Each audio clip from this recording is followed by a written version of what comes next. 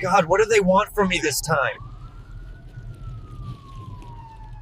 The cop's hand was shaking when he pulled me aside at that traffic stop, rain hammering his uniform like bullets.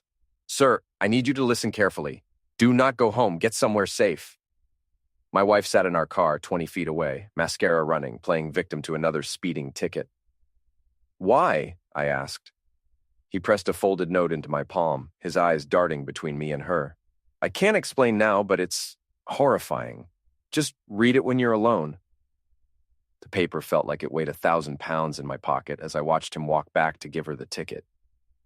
And I knew, somehow I already knew, that everything I thought was solid in my life was about to crumble like wet cardboard. I didn't read it right away. Call it denial, or maybe just needing one more hour of believing my marriage was just boring instead of something worse. I drove to Mickey's Bar on Industrial Avenue, ordered a whiskey neat, and sat in the corner booth where the fluorescent light flickered like a dying heartbeat. The bar smelled like 40 years of spilled beer and broken dreams, perfect for what I was about to discover.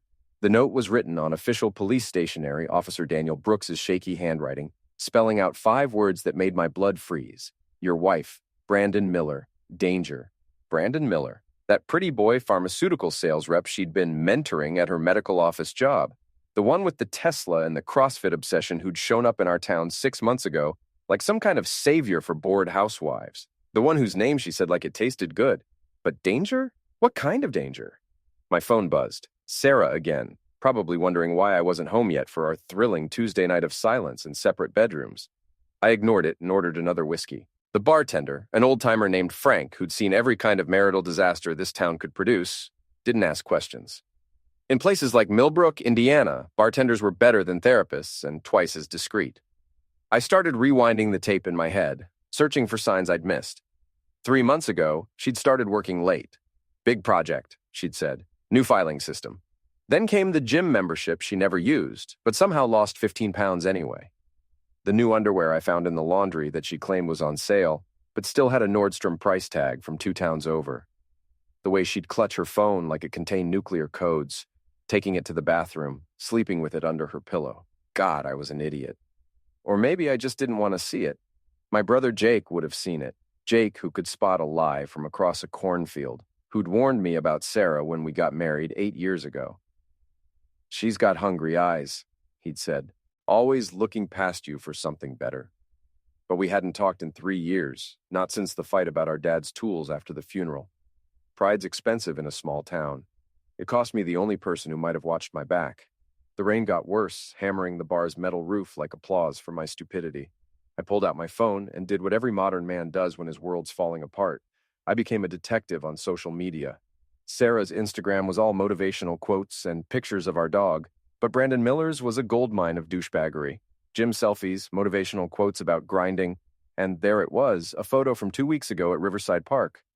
Beautiful sunset with beautiful company hash, blessed hash new beginnings. The company was cropped out, but I recognized Sarah's turquoise bracelet in the corner of the frame, the one I'd bought her for our anniversary. Something dark and cold settled in my stomach. Not sadness. I think I'd been sad for so long, I'd gone numb to it. This was different. This was clarity. I drove home the long way past the abandoned Prosperity Mill where we'd had our first kiss back in high school, past the church where we'd promised to love each other forever in front of God, and 200 witnesses who were probably laughing about it now. The house was dark when I pulled up. Sarah's Camry was gone. Tuesday was supposedly her book club night, but I'd bet my last dollar the only thing she was reading was Brandon's texts. Inside, the house felt like a museum of a marriage that had already ended. Wedding photos on the mantel, both of us smiling like we knew something the camera didn't. The couch where we used to marathon Netflix shows before she started falling asleep early and heading to bed alone. The kitchen table where we'd stopped eating together 6 months ago. I went to my computer and logged into our joint bank account. Nothing massive missing, but there were charges I hadn't noticed before. The Starlight Motel on Route 9 charged every Tuesday and Thursday for the last 2 months. Tuesday and Thursday, book club and her late nights at the office. $65 a night, twice a week. They were literally putting a price on our marriage, and it was less than a decent dinner for 2. I took screenshots of everything. The bank statements, Brandon's Instagram, Her work schedule that I'd found in her planner that showed she'd taken vacation days on her supposed late nights. The rage was building now, but it wasn't hot and explosive. It was cold, calculated, patient. The kind that doesn't want to hurt someone quickly, it wants to destroy them slowly, publicly, completely. My phone rang. Officer Brooks. "You read it?" he asked without preamble. "Yeah. There's more. Can you meet me? Not at the station. The old drive-in on Cemetery Road." 20 minutes later, I was sitting in his cruiser, rain turning the windshield into a waterfall. Brooks looked exhausted, older than his 40 years, with the kind of face that had seen too much small-town darkness. "Brandon Miller isn't who he says he is," Brooks said, handing me a file. "Real name's Brandon Mitchell. He's wanted in Illinois for identity theft, fraud, and assault. Changed his name, moved here, got that pharmaceutical job with fake credentials." I stared at the mugshot from 3 years ago. Same pretty boy face, same cocky smile, but with neck tattoos he'd apparently had removed. "Why are you telling me this?" I asked. Brooks shifted uncomfortably. "Because your wife's in danger, but she won't listen to us. We tried to warn her discreet-like, but she thinks we're harassing her boyfriend. She's been helping him, maybe without knowing it. He's been using her access at the medical office to steal patient information, social security numbers, insurance details." "You're kidding me." "I wish. We're building a case, but these things take time. Meanwhile, your wife's looking at potential conspiracy charges if she doesn't wise up. I figured you had a right to know. Maybe you could talk sense into her." I laughed. Actually laughed. "Officer, my wife hasn't listened to me in 2 years. You think she's going to start now when she's got Captain CrossFit telling her she's special?" Brooks sighed. "Then get yourself clear of it. Document everything. Protect your assets. When this goes down, and it will go down, you don't want to be collateral damage." I drove home with a plan forming. Not Brooks's plan of playing it safe and letting the law handle it. The law moved too slow, and I'd been moving too slow my whole marriage. Time to speed things up. Sarah was home when I got back, fresh from her book club, smelling like cologne that wasn't mine. She was in the kitchen, humming to herself, practically glowing. The sight of her happiness made my teeth hurt. "How was book club?" I asked, voice steady as a surgeon's hand. "Great. We're reading this amazing self-help book about finding your authentic self." Funny, I drove by Jennifer's house on my way home. Her lights were off. She didn't miss a beat. We met at Starbucks this week. Jennifer's renovating. Lies came so easy to her now, like breathing. I wondered when she'd gotten so good at it, or if she'd always been this good and I'd just been too in love to notice. "I'm tired," I said. "Think I'll turn in early." "Okay, babe, I'll be up in a bit." Babe.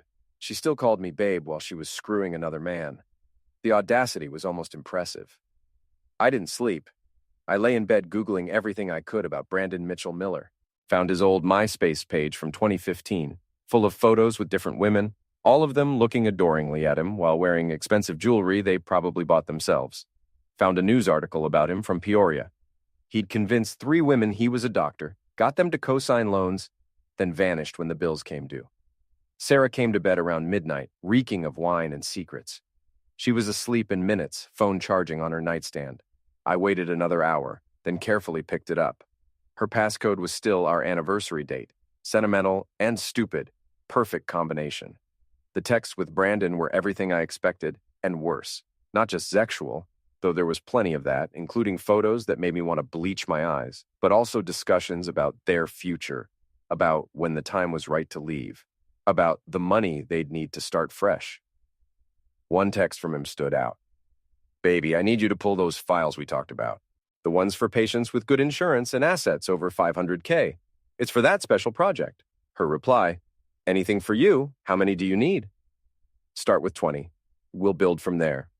My wife wasn't just a cheater. She was a criminal. Or at least, she was about to be one. I screenshotted everything and sent it to my email from her phone, then deleted the evidence. Back in my office, I opened a new bank account in just my name and started moving money.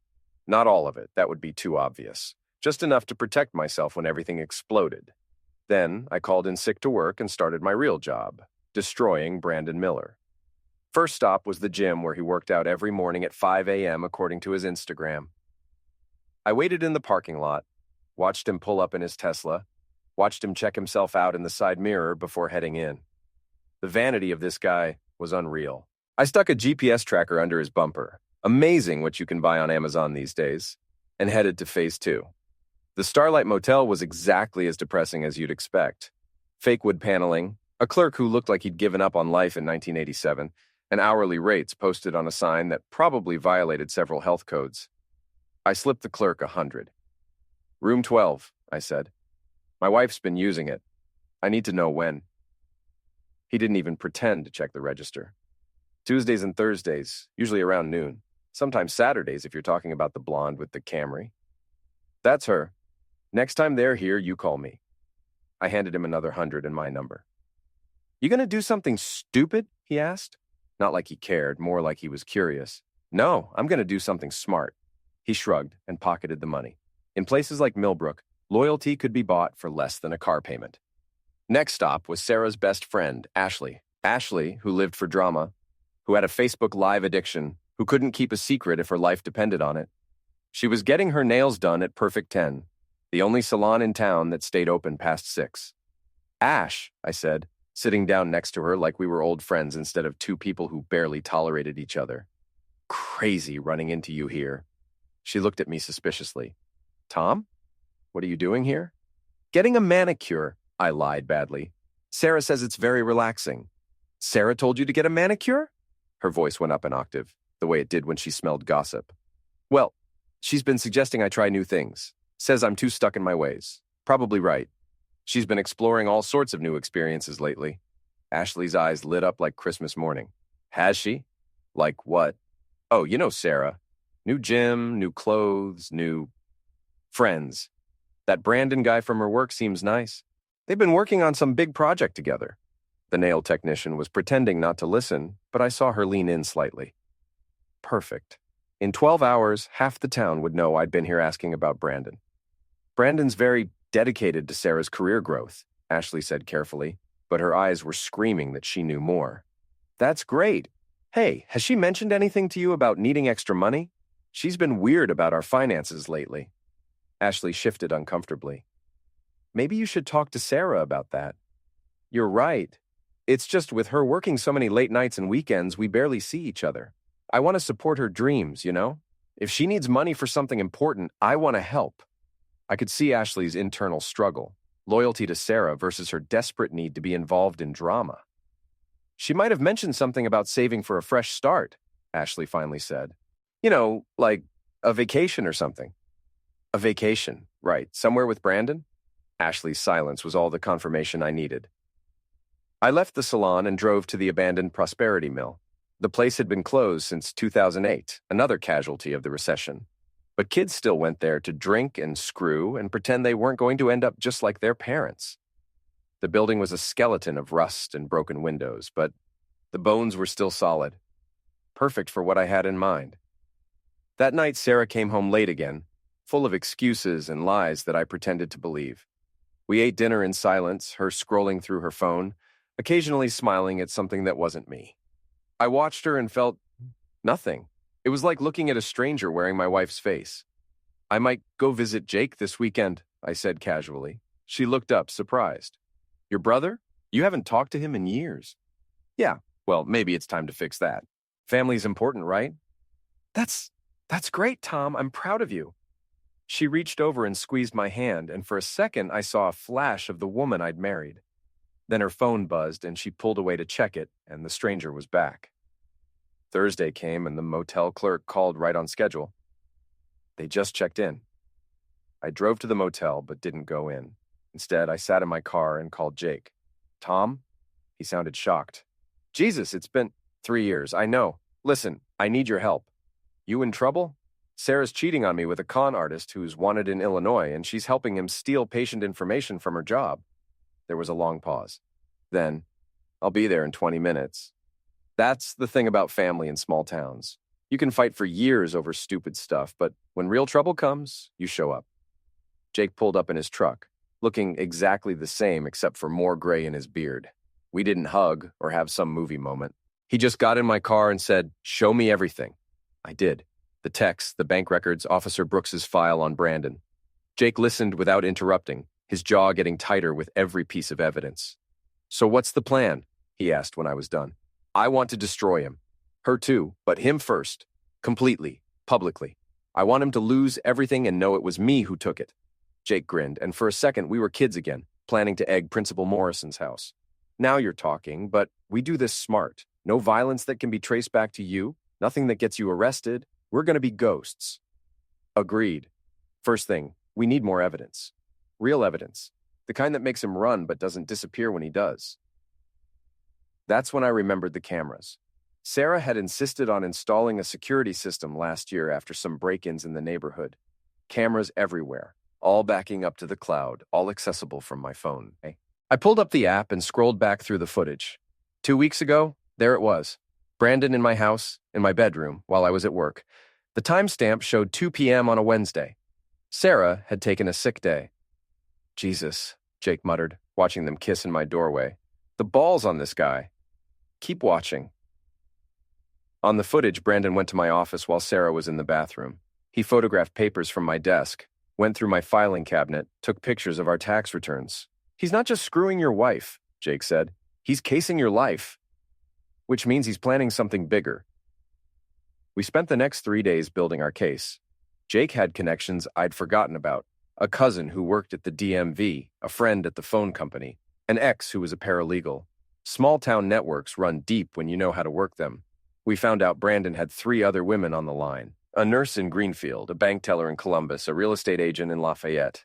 All of them thought they were his only one. All of them were giving him money or information or both. Saturday night, Sarah announced she was going to a work conference in Indianapolis. It's just overnight, some team-building thing. Sounds fun, I said. Which hotel? The Marriott, downtown. I checked after she left. There was no conference. The GPS tracker showed Brandon's Tesla heading to Indianapolis too, stopping at the same luxury hotel Sarah had probably charged to our credit card. Jake met me at Mickey's bar. You okay? I'm great, I said, and meant it. Every lie she tells makes this easier. So when do we pull the trigger? Tuesday, her fake book club night. I want witnesses. We spent Sunday preparing. Jake got his girlfriend Melissa involved. She ran the biggest gossip page on Facebook for 3 counties. One post from her could destroy someone's reputation in hours. Monday morning, I went to work like everything was normal. Fixed computers, installed software, pretended my life wasn't a bomb about to explode. Sarah texted me twice, once to say she loved me, once to say she'd be late again. That night, she came home with a new story. I might need to travel more for work.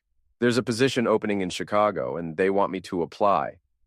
Chicago, where Brandon was really from. That's a big move, I said carefully. It would be, but the money's incredible. Almost double what I make now. What about us? She looked at me with something that might have been guilt if she was still capable of it. We could do long distance for a while, see how it goes, see how it goes. 8 years of marriage reduced to see how it goes. Let's talk about it after your book club, I said. When you can focus. She smiled, relieved I wasn't fighting her on it. You're the best, Tom. Tuesday arrived like Christmas morning. I called in sick again, met Jake at the mill to go over everything one more time. He'd brought supplies, spray paint, crowbars, items that could do damage without leaving fingerprints. You sure about this? He asked. Never been more sure of anything. The motel clerk called at noon. They're here. This time, we didn't wait outside. Jake had gotten a key from the clerk for another $100. We went to the room next door, number 11, and waited. The walls were thin as paper. We could hear everything. Sarah's fake moans, Brandon's gross, dirty talk, the squeaking of a bed that had seen too much misery. Jake looked at me, worried, but I felt nothing. It was like listening to strangers. Then we heard something interesting. Did you get the files? Brandon asked. 23 of them, Sarah replied. All high-value patients. Their insurance information, social security numbers, everything you asked for. Good girl. With this, we can set up the Florida accounts. 3 months, and we're gone. What about Tom? What about him? Divorce him from Florida. Take half of everything. He's too stupid to see it coming. Too stupid. We'd see about that. Jake and I slipped out and went to phase 2. Brandon's Tesla was parked behind the motel, trying to be discreet. Jake slashed 3 tires while I superglued the locks. Then I called Officer Brooks from a burner phone Jake had bought. There's a drug deal going down at the Starlight Motel, room 12. Silver Tesla in the back. Might want to hurry. We were gone before the sirens started. An hour later, Sarah called me, panicked. Tom, where are you? Work. Why? Something crazy happened. Brandon got arrested. They found drugs in his car. There were no drugs, of course, but Brandon didn't know that. He'd run from the cops when they showed up, which was enough for them to detain him. They'd find the warrants from Illinois soon enough. That's terrible, I said. Your coworker, right? Yeah, my coworker. I'm coming home. She arrived looking destroyed. Makeup ruined, hair a mess, clothes thrown on in a hurry. She'd obviously been there when the cops showed up. You okay? I asked. You look upset. Just shocked. You think you know someone. The next day was beautiful chaos. Brandon made bail somehow, but his Tesla was impounded. He showed up at Sarah's work, causing a scene, demanding to know if she'd called the cops. Security had to escort him out. Everyone saw it. Everyone was talking about it. Ashley called me. Oh my God, did you hear about Sarah's work drama? No, what happened? She told me everything with the delight of someone who lived for other people's misery. I acted shocked, concerned, appropriate. Meanwhile, Jake was busy. He'd created fake social media profiles and was messaging Brandon's other women, pretending to be each other. Hey, is this your boyfriend? With pictures of Brandon with different women. By Thursday, Brandon's phone was blowing up with angry calls. Sarah was unraveling. She came home Thursday night. Actual Thursday, not fake book club Thursday, and looked like she hadn't slept in days. I need to tell you something, she said. Here it comes, I thought, the confession, the tears, the begging for forgiveness. I've been offered that Chicago position. I'm going to take it. I stared at her. Even now, even with everything falling apart, she was going to keep lying. When? 2 weeks. That's fast. It's a good opportunity. For both of us? She couldn't look at me. I think I need to go alone at first, to get settled. I see. She went to bed early. I stayed up planning the finale. Friday morning, I called everyone. Jake, Melissa, Ashley, even Officer Brooks off the record. Told them all to be at Mickey's bar on Saturday night. Said I had an announcement about my marriage. Then I went to work and acted normal. Fixed computers, smiled at customers, pretended my wife wasn't planning to rob me blind and run off with a criminal. Saturday arrived gray and drizzling. Perfect weather for a funeral. Sarah spent the day packing, thinking I didn't notice. She was humming again, that same tune from when she'd started the affair. The sound of it made me want to put my fist through a wall, but I held it together. Just a few more hours. I'm meeting some guys from work for drinks, I told her that evening. Mickey's bar. That's nice, she said, distracted, folding clothes that would never make it to Chicago. The bar was packed when I arrived. Small town Saturday night, nowhere else to go. Jake was there with Melissa, Ashley was holding court at a corner table. Even Officer Brooks was off duty at the bar. Perfect audience. I'd been there an hour when Brandon walked in. I'd texted him from Sarah's phone, telling him to meet her there, that it was an emergency. He looked rough, unshaven, clothes wrinkled, that cocky smile replaced with paranoia. He saw me and froze. Brandon, I called out, loud enough for everyone to hear. Just the man I wanted to see. The bar went quiet. Small-town drama was better than cable TV. Tom, he said carefully, I was looking for Sarah. She's not here, but we should talk. I stood up, walked over to him. Jake moved to block the door, casual-like. About what? About how you've been screwing my wife. Gasps from the peanut gallery. Ashley's phone was already out, recording. Brandon tried to play it cool. I don't know what you're talking about. Really? So you haven't been meeting her at the Starlight Motel every Tuesday and Thursday? Room 12? His face went pale. Listen, man. No. You listen. I pulled out my phone, showed him the security footage of him in my house. That's you, in my bedroom. That's you, going through my office. That's you, stealing my personal information. That's not. I can explain. Can you explain this too? I played an audio recording from the motel room, his voice clear as day, talking about the stolen patient files, about Florida, about taking me for everything. The bar was dead silent, except for Brandon's voice on the recording calling me stupid. That's illegal, he stammered. You can't record. Actually, Indiana's a one-party consent state, Officer Brooks said from the bar. And that sounds like conspiracy to commit identity theft to me. Brandon looked around wildly, realized he was trapped. This is between me and him? No, I said. This is between you and everyone you've screwed over. I pulled up his real name, his warrants, his history, projected it onto the TV from my phone. Ladies and gentlemen, meet Brandon Mitchell, wanted in Illinois for fraud, assault, and identity theft. Currently sleeping with at least 4 women that we know of, stealing patient information from Millbrook Medical, and planning to skip town with my wife and your money. The crowd turned ugly quick. Someone he'd sold supplements to at the gym stood up. The bank teller from Columbus was there visiting her sister. She started crying and throwing drinks at him. Brandon tried to run, but Jake was in the way. "You ruined everything," Brandon shouted at me. "No, you ruined everything. I just made sure everyone knew about it." He swung at me then, wild and desperate. I'd been expecting it, hoping for it really. I ducked, and his fist connected with the wall behind me. He screamed, clutching his hand. Self-defense was a beautiful thing. I grabbed him by his stupid perfect hair and dragged him outside into the rain. The crowd followed, phones out, live streaming his humiliation to the entire county. "You want to know the best part?" I said, loud enough for everyone to hear. "Sarah doesn't know I know. She's at home right now, packing for Chicago, thinking she's about to start a new life with you." I showed him my phone. I'd sent her a text from his number. "Plans off. Tom knows everything. I'm leaving town. Don't contact me." Her response was already there. "What? Brandon, please. We can fix this." "She's all yours," I told the crowd. "Or she will be when she figures out you're not coming." Brandon was sobbing now, on his knees in the parking lot, rain mixing with his tears. The pretty boy pharma rep who'd strutted into town 6 months ago was gone. This was just a pathetic criminal who'd gotten caught. Officer Brooks stepped forward. "Brandon Mitchell, you're under arrest for identity theft, fraud, and conspiracy.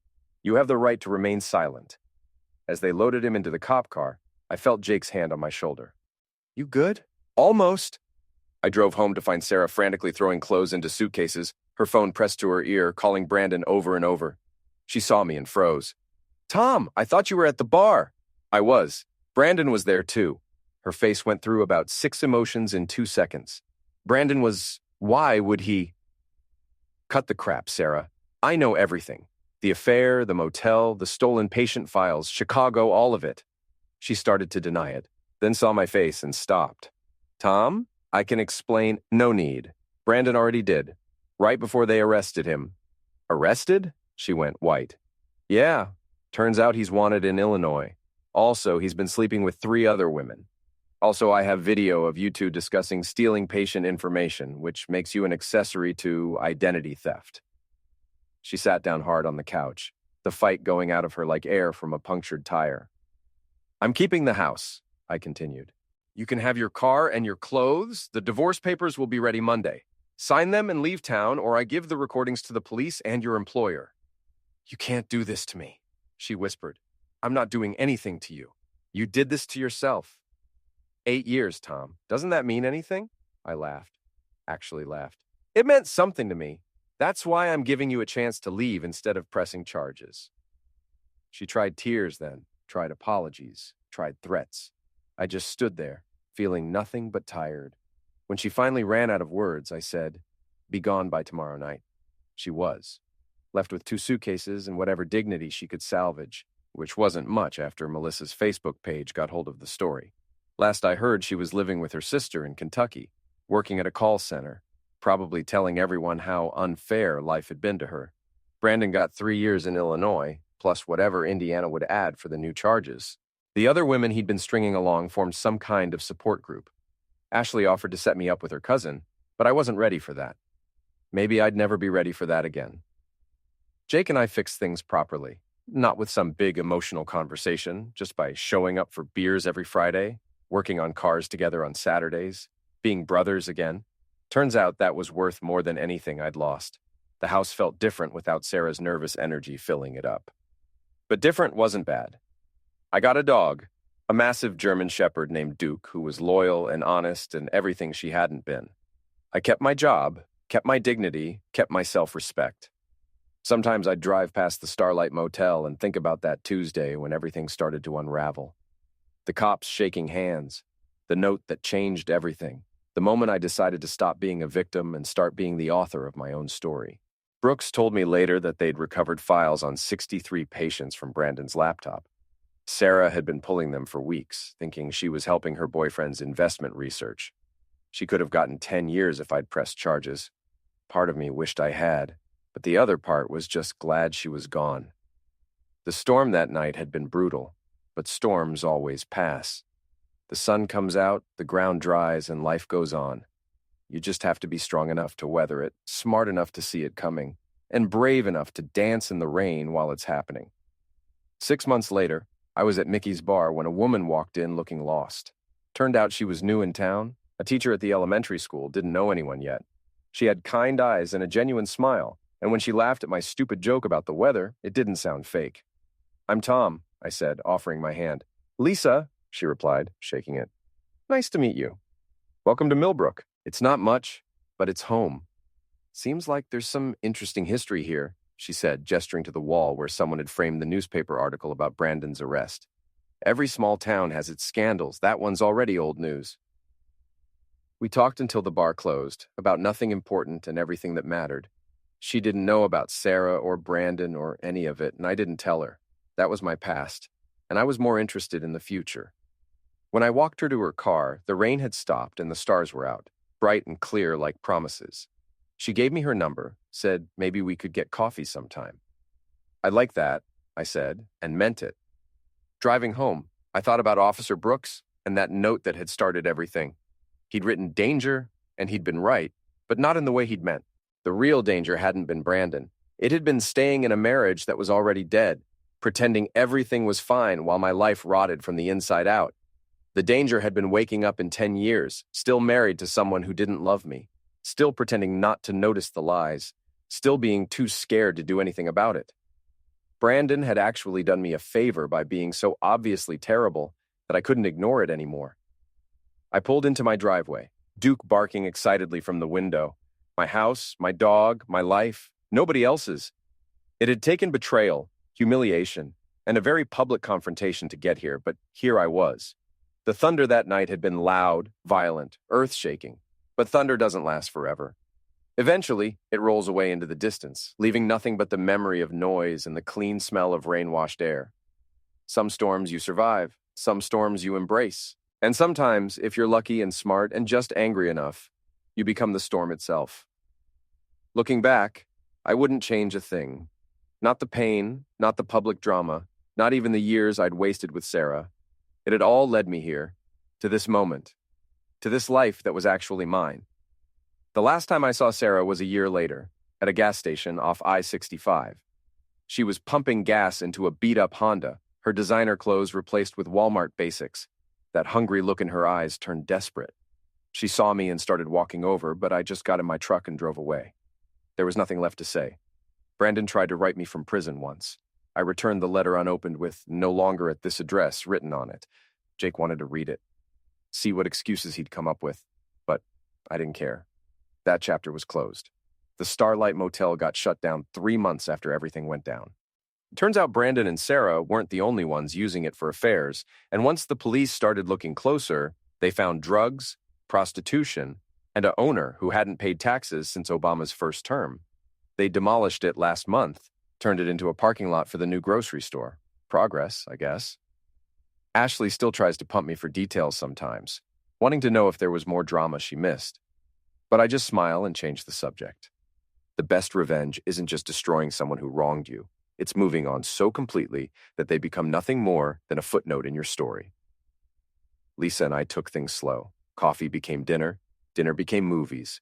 Movies became long walks with Duke where we talked about everything except my past.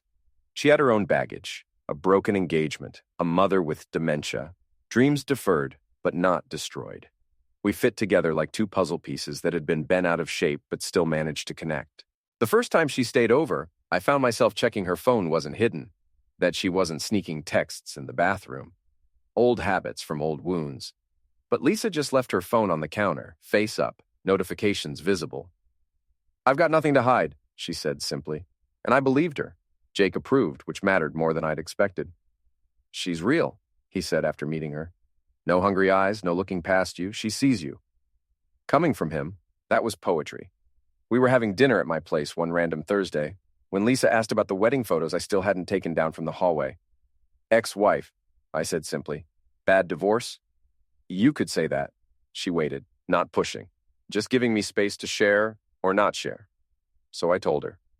Not everything, not the brutal details, but enough. The cheating, the con artist, the public confrontation that had become town legend. That must have been horrible, she said when I finished. It was, but it was also necessary. Like surgery to remove a tumor. Hurts like hell, but you're healthier after. Do you ever regret how it ended, the public part? I thought about it. No. Secrets are what allowed it to happen in the first place. Her secrets, his secrets, my secret knowledge that things were falling apart, but not wanting to admit it. Making it public was the only way to kill it completely. She reached across the table and took my hand. Thank you for telling me. That night, I took down the wedding photos. Not in some dramatic gesture, just quietly removing them and storing them in the attic. History, not haunting. 3 months later, Brandon got out early for good behavior. Word traveled fast in Millbrook. He'd moved to Florida, was working as a dishwasher, had lost that pretty boy charm to prison food and stress. Someone sent me a photo from Facebook. He looked hollow, deflated, like someone had let all the air out of his ego. I deleted it without commenting. Living well was revenge enough. Sarah remarried, apparently, some guy she met in Kentucky who didn't know her history. Ashley couldn't wait to tell me, expecting drama or jealousy. But I just wished her luck, and meant it. Maybe she learned something. Maybe she just found another mark. Either way, it wasn't my problem anymore. The medical office where she'd worked pressed charges after finding out about the stolen files. She got probation and community service, had to pay restitution. Her nursing license got suspended. The career she'd been so proud of, gone because she'd thrown it away for a con man with nice abs and a Tesla. But that was old news, gossip that had already made its rounds and settled into town history. Millbrook had moved on to new scandals. The mayor's affair with his secretary, the high school principal's embezzlement, the Methodist minister's secret gambling problem. Small towns never run out of drama. Lisa moved in after a year, not because we were rushing, but because it felt right. Duke loved her, Jake approved, and the house felt complete with her in it. She planted a garden where Sarah's had died, painted the kitchen yellow instead of the gray Sarah had insisted on, filled the spaces with laughter instead of lies. We were having Jake and Melissa over for dinner when my phone rang. Officer Brooks. Tom, thought you should know. Brandon Mitchell just got arrested again, this time in Miami. Same scam, different state. Some people never learn, I said. Some people can't learn. They're broken that way. Anyway, the FBI's involved now. He's looking at serious federal time. Thanks for letting me know. No problem. Hey, Tom, you did the right thing back then. Making it public, I mean. Sometimes shame is the only teacher that works. After he hung up, I looked around the table. Jake telling one of his terrible jokes, Melissa laughing anyway, Lisa refilling wine glasses with the easy grace of someone who belonged here. This was what I'd fought for, even when I didn't know I was fighting for it. Not just revenge on those who'd wronged me, but the chance to build something better from the wreckage. Everything okay? Lisa asked, noticing my distant look. Everything's perfect, I said, and meant it. That night, after everyone had gone home and Lisa was asleep beside me, I thought about that note Officer Brooks had given me in the rain. 5 words that had changed everything. Your wife, Brandon Miller, danger. He'd been warning me about Brandon, but the real danger had been the life I was living. A marriage built on lies, a future headed nowhere, a slow death by 1,000 small betrayals. Brandon had just been the catalyst that forced the explosion. I'd wanted to destroy him completely, publicly, and I had. But somewhere along the way, I'd rebuilt myself too. Stronger, smarter, less willing to accept less than I deserved. The man who'd sat in that corner booth at Mickey's bar, staring at a note with shaking hands, was gone. In his place was someone who'd walked through fire and come out forged instead of burned. The rain started again, drumming on the roof like it had that night at the traffic stop. But this time, I wasn't in it. I was safe, warm, home. The storm was outside where it belonged, and I was exactly where I needed to be. Some people say revenge is a dish best served cold, but they're wrong. Revenge is best served in front of an audience, with documentation, witnesses, and enough public humiliation that your enemies can never show their faces again. It's best served when it destroys not just their present, but their future. When it follows them to new states and new scams. When it becomes the first thing people find when they Google their name. But the real secret about revenge, it's not the end goal. It's just clearing the ground so you can build something better. It's removing the toxic people so healthy ones can grow in their place. It's burning down the lies so truth can finally breathe. I pulled Lisa closer, felt Duke shift at the foot of the bed, listened to the rain that no longer sounded like applause for my stupidity, but like promise for tomorrow. Every storm passes, every betrayal becomes a story. Every ending is just a beginning wearing a disguise. Brandon was heading to federal prison. Sarah was someone else's problem. And me? I was finally, completely unapologetically free. The thunder rolled one last time in the distance, so far away it was barely a whisper. Then silence, except for the rain and the breathing of people who loved me honestly, and a dog who'd never learned how to lie. Some stories end with forgiveness, some end with redemption. Mine ended with something better. Absolute, total, complete victory. No mercy, no second chances, no looking back. Just forward, into a future that belonged to me and no one else.